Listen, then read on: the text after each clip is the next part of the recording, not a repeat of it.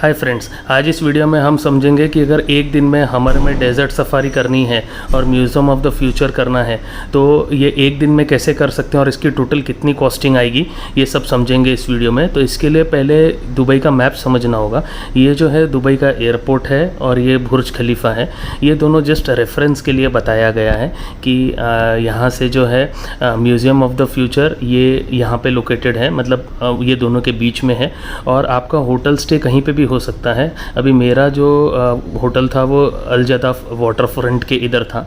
तो अभी जैसे सुबह हम होटल से उठे 9-9:30 अराउंड अगर हम निकलेंगे तो हाफ एन आवर जो है म्यूज़ियम ऑफ द फ्यूचर जाने को लगेगा। तो ऐसा समझ लेते कि 10 किलोमीटर रेडियस में आपका कोई भी होटल रह सकता है, तो उस हिसाब से टाइमिंग थोड़ा बहुत ऊपर नीचे होगा।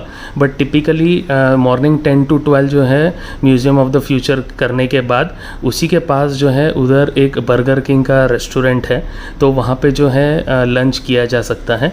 और वहाँ पे जाने के लिए वॉकिंग भी जा सकते हैं, जैसा आप देख पा रहे हैं मैप में, तो वो करीब 5 to 10 मिनट्स लगेगा। या फिर जो है अगर कैब करके भी जा सकते हैं, दोनों ऑप्शंस हैं।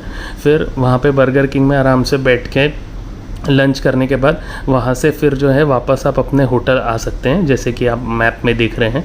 तो वापस अपने अभी जैसे समझ लीजिए 10 to 12 आपने जो है म्यूज़ियम ऑफ द फ्यूचर करने के बाद लंच किया, लेट से अराउंड 1 हो गया, और फिर होटल पहुँचते पहुँचते 2 हो गया, and let say around 2:30 half an hour break के बाद आप जो है डेजर्ट सफारी जाने के लिए रेडी हैं।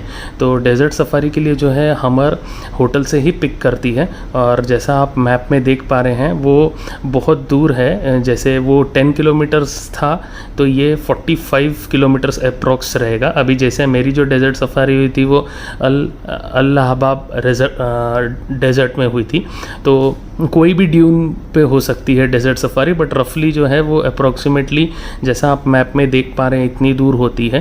तो ये जो डेजर्ट सफारी का जो कैंप है वहाँ पे जो है और भी एक्टिविटीज़ के लिए जगह रहती है, जैसे कि आप गो कार्टिंग का ट्रैक देख सकते हैं मैप में, और उधर जो है डिनर वगैरह का भी अरेंजमेंट रहता है। तो उस हिसाब से ऐसा अरेंजमेंट रहता है कि 2:30 से आप निकले, अराउंड 3-3:30 आप पहुँचोगे। फिर गो कार्टिंग वगैरह डेजर्ट सफारी करके, जो कि रफली 20 मिनट की होती है ड्यून्स के ऊपर, और फिर वो सब करके डिनर करके वही गाड़ी आपको जो है वापस होटल में पहुँचाती है। तो इस तरीके से अराउंड नाइट 10 o'clock तक आप होटल पहुंच सकते हैं।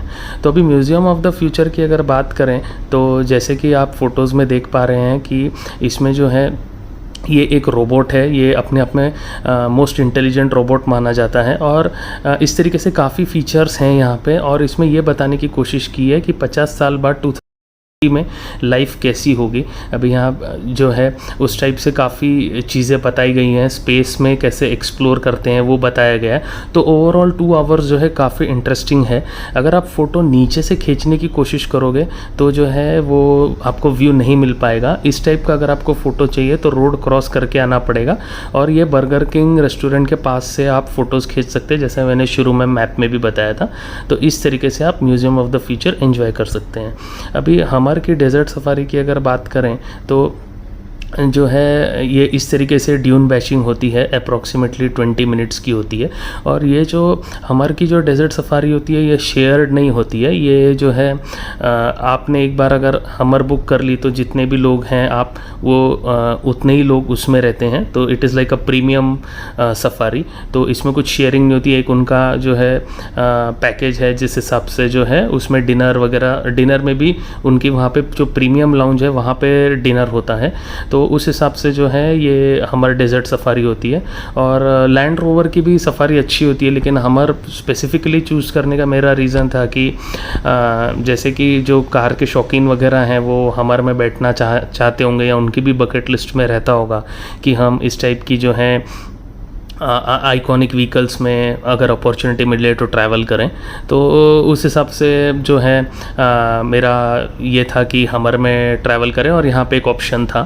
तो उसके बाद में हमने गो कार्टिंग वगैरह भी की वहाँ पे, जैसे कि ये सब एडिशनल चार्जेस होते हैं, और जो है ऐसे फाल्कन के साथ फ़ोटो भी खिंचा सकते हैं। तो ये सब पहले से इसकी बुकिंग की ज़रूरत नहीं है, ऑन द स्पॉट कर सकते हैं।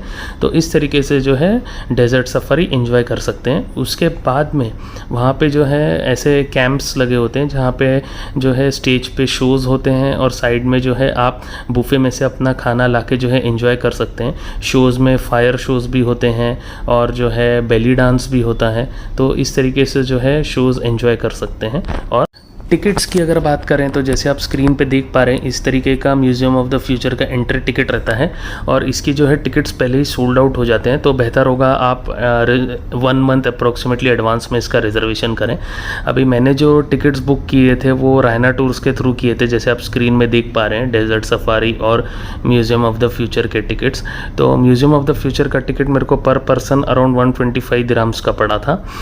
लंच के मेनू की बात करें तो जैसे स्क्रीन पे आप देख पा रहे हैं कि अगर सॉफ्ट ड्रिंक्स लेते हैं तो अराउंड 6 दिरहम है, पानी जो है 4 दिरहम है, और वही अगर कोई स्नैक्स जैसे फ्रेंच फ्राइज वगैरह लेंगे तो अराउंड 10 to 12 दिरहम्स है, और बर्गर लेंगे या मील लेंगे तो अराउंड 17 to 18 दिरहम्स है। और टैक्सी की अगर बात करें तो जैसे हमने पहले मैप में देखा था कि मेरा होटल जैसे मैरियट था, वहाँ से museum of the future approximately 11 kilometre पड़ता है, तो उसकी जो ट्रैवल की कॉस्टिंग है वो अप्रॉक्सीमेटली 26 या 27 दिरहम है। तो एक रफ ग्रॉस कैलकुलेशन अगर हमें पकड़ना है तो हम 2.5 या 3 दिरहम पर किलोमीटर पकड़ सकते हैं। और हमर की अगर कॉस्टिंग की बात करें तो 1800 दिरहम जो है उसकी कॉस्ट थी, जिसमें मैक्सिमम 5 एडल्ट्स अलाउड रहते हैं, और उसमें जो है कैंप में प्रीमियम लाउंज में डिनर भी इंक्लूडेड रहता है। तो अभी अगर हम बात करें टोटल कॉस्टिंग की 2 पर्सन्स के लिए, जो कि इंक्लूडिंग होटल से स्टार्ट करके वापस होटल पहुंचने तक, तो उसकी अगर हम बात करें कॉस्टिंग की, तो टैक्सी की अगर बात करें तो जैसे कि हम होटल से उठ के म्यूज़ियम गए थे और वापस होटल आए थे, तो टोटल 20 किलोमीटर हुआ था, और 2.5 दिरहम पर किलोमीटर के हिसाब से उसकी कॉस्टिंग जो है वो 50 दिरहम होती है। म्यूज़ियम का जो है पर पर्सन का टिकट 125 दिरहम से, तो अगर हम 2 पर्सन्स का पकड़ें तो 250 दिरहम्स जो है म्यूज़ियम ऑफ द फ्यूचर की कॉस्टिंग है। फिर म्यूज़ियम ऑफ द फ्यूचर के बाद जो है हमने लंच की बात की थी बर्गर किंग में, तो वहाँ पे अगर एक ड्रिंक और एक मील अप्रॉक्सीमेटली तो 25 दिरहम्स पर पर्सन अगर पकड़ते हैं तो 50 दिरहम उसकी कॉस्टिंग आती है। डेजर्ट सफारी की जैसा हमने अभी देखा तो उसकी कॉस्टिंग जो है 1800 दिरहम आती है। तो अगर हम ये सब को टोटल करें तो अप्रॉक्सीमेटली जो कॉस्ट आती है वो है 2150 दिरहम्स।